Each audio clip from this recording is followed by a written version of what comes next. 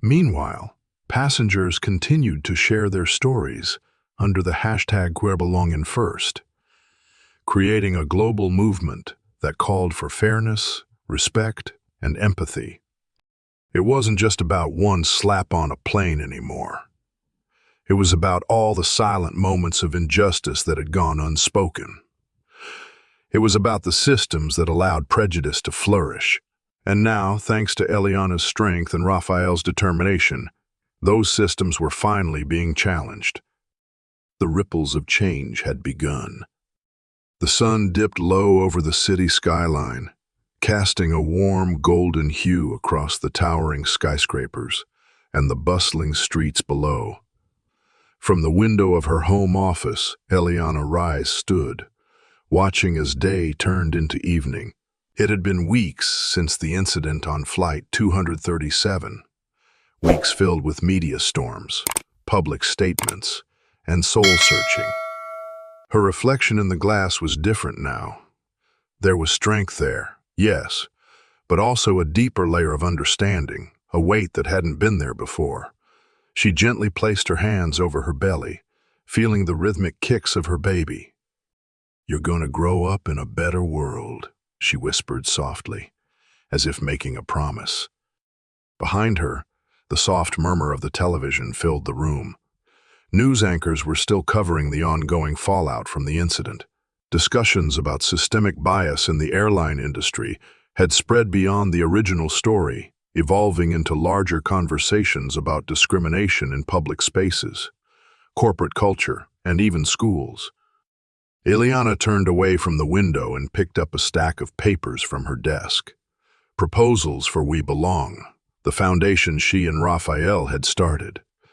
There were ideas for educational programs, corporate training sessions, and community outreach plans. Every page felt like a step towards something meaningful. Her phone buzzed on the desk.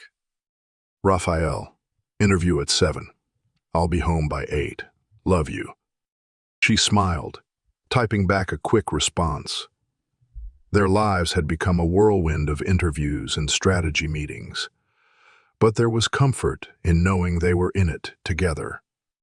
In a small community center on the other side of the city, Vanessa Parker sat in a circle of chairs with a group of strangers. She shifted uncomfortably, her hands clasped tightly in her lap, as the facilitator, a tall man named Daniel, addressed the group. "This space is for truth," Daniel said. "No judgment, but no sugarcoating either. We're here to talk about biases, what they look like, how they form, and how they hurt people." Vanessa glanced around the circle. There were about 10 people, some like her, here to face the damage they had caused, others there to share stories of discrimination they had endured. Daniel gestured to her. "Vanessa, would you like to start?" Her throat tightened. Every instinct told her to shrink back, to stay silent, but she had made a promise to herself, to face the uncomfortable truths she had ignored for so long. She took a shaky breath. "I was a senior flight attendant," she began. "I worked in the airline industry for over a decade, and on one flight, she swallowed hard, her voice cracking. I slapped a passenger. A heavy silence filled the room. I told myself it was about enforcing policy, about maintaining order in first class," she continued, her hands trembling. "But deep down, I know that wasn't true. I saw a black woman, pregnant, traveling alone, and I assumed she didn't belong. I made a judgment without even realizing it, and that judgment—" A young woman in the group, Tasha, spoke up. "Do you know how many times I've been told I don't belong?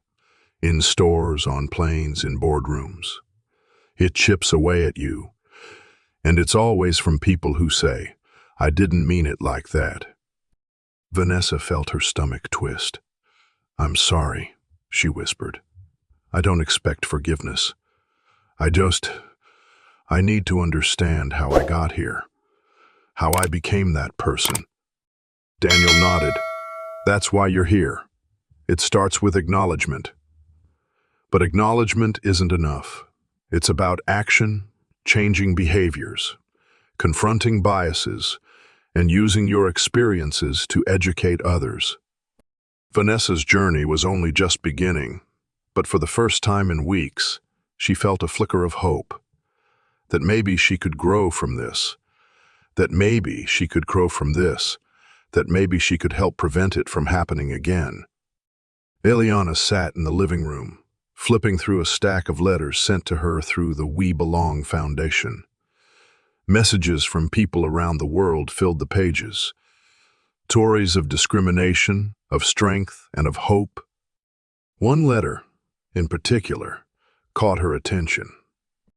Dear Mrs. Reyes, thank you for standing up. I'm 12 years old and I'm the only black girl in my class. Sometimes I feel like I don't belong, but when I saw you, I felt proud. I want to be like you when I grow up. Love, Sophie. Tears welled in Eliana's eyes. It wasn't just about her anymore. It was about the countless others who needed to feel seen, who needed to feel seen, who needed to know they belonged. Raphael entered the room, exhausted but smiling. Interview went well, he said, sitting beside her. She showed him Sophie's letter. This is why we're doing this. He read it, his own eyes misting over. You're making a difference. We are, she corrected him. They sat in silence for a moment. The weight of the journey behind them and the challenges ahead filling the space. Vanessa sat in her small apartment, staring at her laptop. Her hands hovered over the keyboard as she drafted an email to Eliana. Dear Mrs. Reyes, I know I've already apologized, but I need you to know I'm trying. I'm attending bias training. I'm volunteering with community groups, and I'm learning, truly learning, what it means to confront my prejudices. I don't expect a response, but I wanted you to know that I'm committed to change. Thank you for showing me the consequences of my actions and for giving me the opportunity to grow from them. Vanessa Parker. She hit send, a mixture of relief and anxiety washing over her. Would Eliana respond? Would she even read it? But for the first time, Vanessa realized it wasn't about getting forgiveness. It was about becoming better. Eliana opened her inbox, sifting through emails from the foundation when she saw Vanessa's name. She hesitated before clicking it open. Reading the message, she felt a swirl of emotions, anger, sadness, but also understanding. It wasn't forgiveness, not yet, but it was a recognition that people could change if they truly wanted to. She typed a brief response. Vanessa, I appreciate your message. Change isn't easy, but it starts with accountability. Keep going. The real work begins now. Eliana. Iliar. We Belong hosted its first major event, a panel discussion about systemic bias in the airline industry. The auditorium buzzed with energy as people from all backgrounds gathered to listen and learn.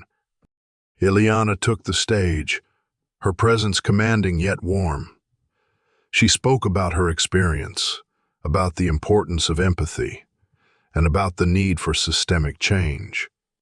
Discrimination doesn't always look like overt hate, she said.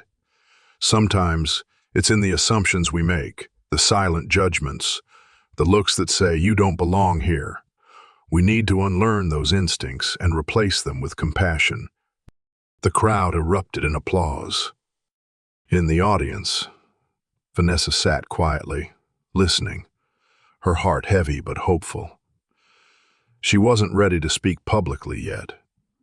Not about her story, but she knew that someday she would. Eliana's words echoed in her mind, Change starts with accountability. And for the first time, Vanessa truly understood what that meant. Months later, as Eliana sat in the hospital, cradling her newborn daughter, tears filled her eyes, not from pain, but from pure, overwhelming love. Raphael sat beside her, gently stroking the baby's tiny hand. "She's perfect," he whispered. Eliana nodded, feeling a peace she hadn't felt in a long time. "We'll raise her in a world where she knows she belongs." Raphael smiled, leaning in to kiss her forehead. "And we'll make sure that world exists." Their journey wasn't over, not by a long shot, but it was moving in the right direction. And that was enough. The scent of fresh flowers filled the air in the conference hall of We Belong inaugural summit. Months had passed since the incident on Flight 237, but the ripple effects were still growing, now branching into something bigger than Eliana or Raphael had ever imagined. The large hall buzzed with energy as activists, airline executives, educators, and everyday travelers gathered under one roof. Panels and workshops had been scheduled throughout the week, each one addressing systemic bias in the travel industry and beyond. It wasn't just about airlines anymore. It was about inclusivity across every sector. Ilana stood backstage, cradling her infant daughter, Sophia, who slept soundly in her arms. Her heart swelled with emotion as she listened to the panel currently on stage. And we need to understand that bias isn't always overt. The speaker, Dr. Maya Patel, said passionately. It's in the subtle cues, the hesitation, the second glances, the silent assumptions. We all have work to do. The audience erupted into applause. Raphael stepped beside Eliana, a proud smile on his face as he adjusted his tie. "Can you believe this?" he whispered, gesturing at the packed auditorium. She looked at him, her heart full. "It's more than I ever dreamed of." A production assistant approached, giving them a 5-minute warning before Eliana's keynote speech. "You ready?" Raphael asked. She took a deep breath, her fingers gently stroking Sophia's tiny hand. The lights dimmed slightly as Eliana took the stage, a thunderous applause greeting her. She placed Sophia gently into Raphael's arms before stepping up to the podium. Her presence was commanding but warm, her aura filled with resilience and grace. "Thank you," she began, her voice carrying through the vast hall. "If you had told me a year ago that I would be standing here today, I wouldn't have believed you." The audience quieted, leaning in. "Many of you know my story. You saw the headlines, the viral videos. But what you may not have seen was the aftermath, the days of soul searching, the tears, the hard conversations." She paused, letting the weight of her words settle. "When I boarded that flight, all I wanted was to arrive safely, to be comfortable, to be treated with dignity. But in an instant, I was stripped of that dignity. And yet, out of that moment of pain, something extraordinary happened. People started talking, not just about me or my experience, but about the deeper issues that have gone unspoken for too long." The audience was silent, hanging on to every word. We Belong was born from that pain. But it's grown into something beautiful, a movement, a community, a promise that everyone, no matter where they come from or what they look like, deserves respect, dignity, and a sense of belonging. A round of applause echoed through the room.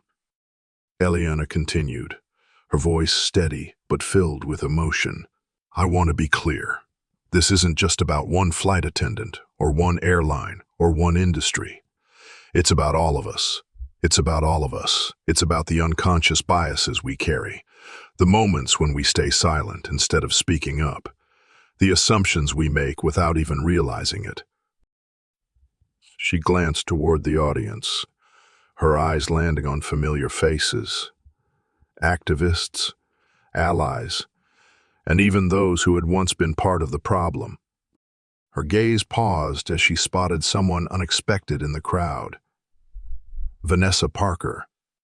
Vanessa sat quietly toward the back, her hands resting on her lap, her eyes filled with emotion. She had been attending sessions all week, quietly absorbing everything, still grappling with her own journey. This was her first time seeing Ileana in person since that day on the plane. Ileana's heart clenched, but she didn't waver. "Change starts with accountability," she said firmly, her voice echoing through the hall. "But it doesn't end there. It requires courage. The courage to face uncomfortable truths, to unlearn harmful behaviors, and to commit to being better, even when no one is watching." The crowd erupted into applause, some rising to their feet. Ileana closed her eyes briefly, letting the wave of support wash over her. Then she stepped back from the podium, her heart lighter than it had been in months. The post-summit reception was filled with lively chatter, clinking glasses, and warm embraces. Ileana mingled with guests, accepting hugs and words of gratitude from strangers who had been moved by her story. Across the room, Vanessa stood near a table, nervously swirling her drink. She hadn't planned on approaching Ileana, not tonight, but the pull was too strong. She saw Ileana standing alone for a moment and took a deep breath, walking toward her. "Ileana," she said softly. Ileana turned, surprised, but her face remained calm. There was a beat of tense silence before Vanessa spoke again. "I wasn't sure if I should come tonight, but I needed to. I wanted to thank you." Ileana raised an eyebrow, her arms folding gently. "For everything you said on stage, for calling out the hard truths, and for not letting my actions define you." Ileana studied Vanessa carefully. She saw the exhaustion in her eyes, the kind that came from deep internal work, but also a flicker of hope. "I'm not gonna lie," Ileana began, her voice soft but firm. "It's hard seeing you here, but I also know that change isn't linear. It's messy and uncomfortable, and I hope truly that you're doing the work." Vanessa nodded, tears welling up. "I am. I've been attending workshops, volunteering, speaking to people I would have never spoken to before. I know I can't undo what I did, but I'm trying to make sure I never make those mistakes again." Ileana let the words hang in the air before replying. "Good, that's what matters." A small, tentative smile spread across Vanessa's face. For this moment, Ileana nodded once, then gently excused herself, walking back to Raphael, who held Sophia in his arms. In the months that followed the summit, the foundation flourished. Airlines around the world began adopting new training programs, rooted in empathy and inclusivity. Airports redesigned their spaces to be more welcoming and accessible to all travelers. Stories of change poured in. Flight attendants standing up for passengers, travelers calling out bias when they saw it, and more companies joining the movement. But We Belong wasn't just about the travel industry anymore. It had evolved into a global call for inclusivity in all spaces. Ileana became a leading voice in the movement, often balancing her public appearances with motherhood, raising Sophia to understand strength, compassion, and the power of standing up for what's right. Vanessa, too, found her place. Not as a hero, but as someone willing to do the hard work. She began speaking at workshops about unconscious bias, sharing her own painful journey as a cautionary tale, reminding others that change was possible, but only through accountability and effort. In a small park, filled with children's laughter and the scent of blooming flowers, Eliana sat on a bench, watching Sophia toddle around on unsteady legs. Raphael sat beside her, his arm wrapped around her shoulders. "She's getting so big," he said, pride lacing his voice. "She's going to change the world one day," Eliana replied, her heart full. Raphael kissed her temple, just like her mom. Eliana smiled, leaning into him. "We still have so much work to do." "I know," Raphael agreed. "But look at how far we've come." She watched Sophia giggle, her tiny hands reaching for a butterfly, and felt a sense of peace. The journey hadn't been easy. It had been filled with pain, growth, and countless moments of doubt. But through it all, they had planted seeds of change, seeds that would continue to grow long after the incident on Flight 237 had faded from headlines. Because belonging wasn't just about a seat on a plane, it was about humanity. And that was worth fighting for. 2 years after the incident on Flight 237, the city skyline stood tall against a clear blue sky, the same city where so much had changed for Eliana Reyes, Raphael Rise, and the world around them. The We Belong Foundation had grown into a beacon of hope and progress, its influence reaching industries beyond travel, education, healthcare, corporate sectors, all adopting inclusivity training and anti-bias programs sparked by one life-changing moment. The annual We Belong Global Summit was about to begin, this time hosted in a massive convention center, with thousands of attendees from around the world. The event had expanded far beyond its original scope, becoming a global movement, bringing people together under one guiding principle. Every person has the right to belong. Eliana stood by a large floor-to-ceiling window, her reflection framed by the city lights as she prepared to give the closing keynote address of the summit. Sophia, now 2 years old, ran around excitedly, her tiny feet patting softly against the carpeted floor. Her laughter filled the room, innocent and pure, a symbol of the future Eliana and Raphael had fought for. Raphael approached, adjusting his tie, his eyes filled with pride as he watched them. "She's going to be a handful when she gets older," he chuckled, watching Sophia climb onto a chair. Eliana laughed, her heart swelling. A production assistant appeared, clipboard in hand. "5 minutes, Mrs. Rise." Eliana took a deep breath, looking down at the worn note cards in her hand. Notes she had rewritten a dozen times, but still couldn't get just right. This speech was different. It wasn't just about the incident anymore. It was about the legacy they were leaving behind. "You ready?" Raphael asked, gently placing a hand on her back. She looked at him, her eyes shining. "I am." The massive auditorium was filled with thousands of people, leaders, activists, airline employees, educators, and everyday citizens who had been moved by the We Belong mission. Eliana stepped onto the stage to a standing ovation, the sound of applause thunderous and overwhelming. She smiled warmly, raising a hand to quiet the crowd. "Thank you," she began, her voice steady but filled with emotion. "When I first stood on a stage like this 2 years ago, I told a story about a moment on a plane, a moment where I was humiliated, disrespected, and dismissed because someone believed I didn't belong." The audience grew quiet, hanging on her every word. "But that moment," she continued, while painful, sparked something extraordinary. It started a conversation, one that spread beyond the aisles of that airplane. It made us question the systems we live in, the assumptions we carry, and the way we treat one another. She paused, scanning the crowd. Today, I stand before you, not as a victim, but as a survivor, as someone who took that pain and turned it into purpose.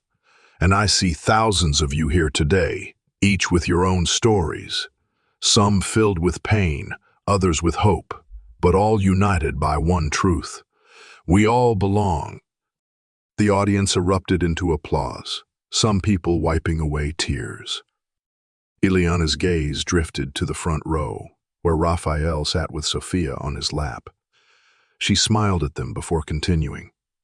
Change isn't easy, she said. It's uncomfortable. It forces us to confront ugly truths about ourselves and the systems we participate in.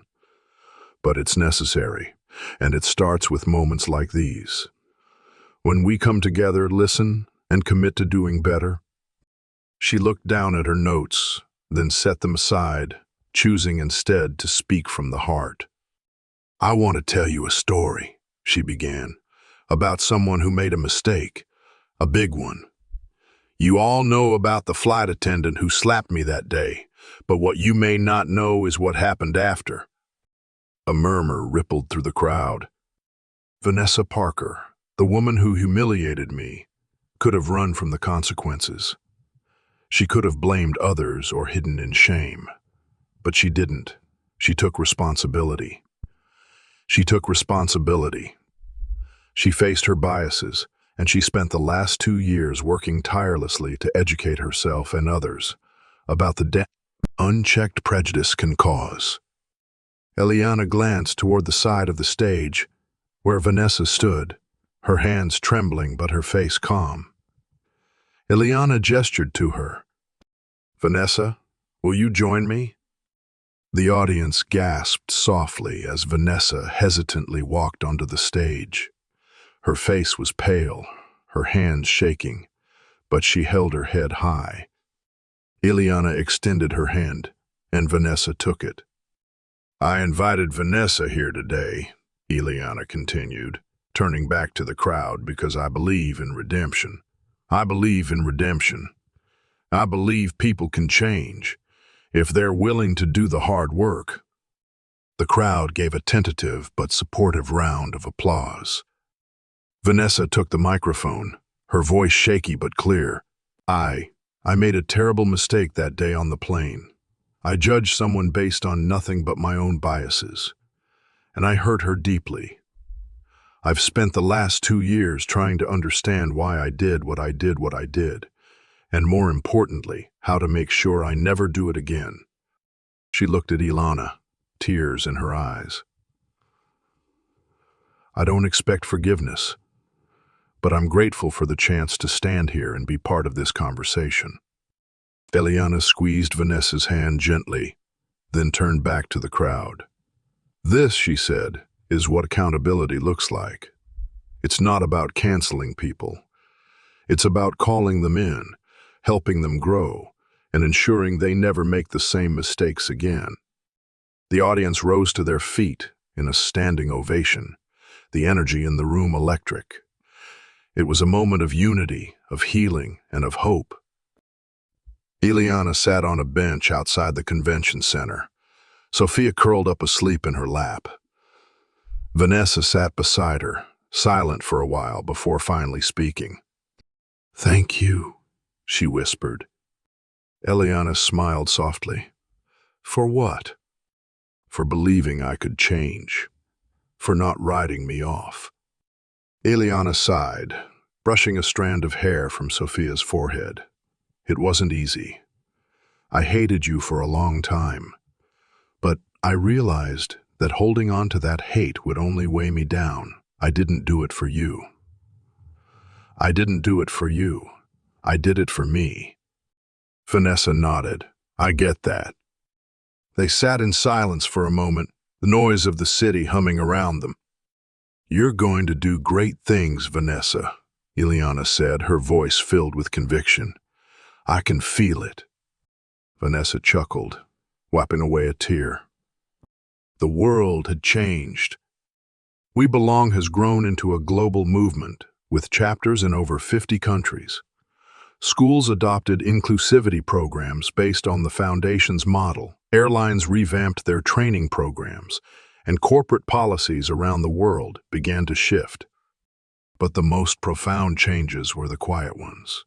The mother who stood up for another passenger when she saw them being mistreated. The flight attendant who double-checked their assumptions before making a decision. The child who raised their hand in class to say, "That's not fair." Eliana and Raphael continued their work with the Foundation, raising Sophia in a world that, while still flawed, was moving towards something better.